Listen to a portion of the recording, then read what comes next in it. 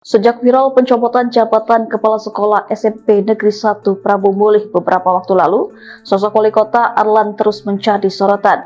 Kini harta kekayaan Arlan pun menjadi sorotan imbas kabar yang menyebut sang anak membawa mobil mewah ke sekolahnya SMP Negeri 1 Prabu Mulih.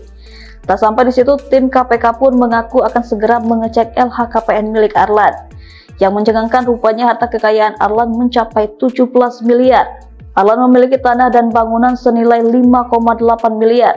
Aset ini mencakup 18 properti yang tersebar di kota Prabu Mulih dan Ogan Ilir, berupa tanah kosong maupun tanah dengan bangunan. Alat transportasi dan mesin senilai 4,9 miliar.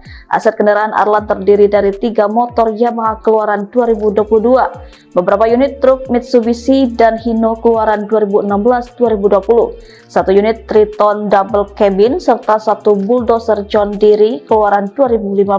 Harta bergerak lainnya yakni 200 juta, kas dan setara kas 8 miliar, namun Arlan juga tercatat memiliki utang sebesar 2 miliar. Jika dikurangi, utang total kekayaan bersihnya mencapai 17 miliar.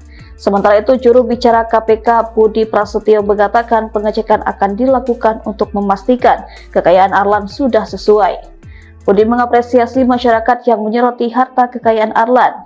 Dia mengatakan hal tersebut adalah bentuk pelibatan masyarakat dalam upaya pemberantasan korupsi, khususnya pada aspek pencegahan.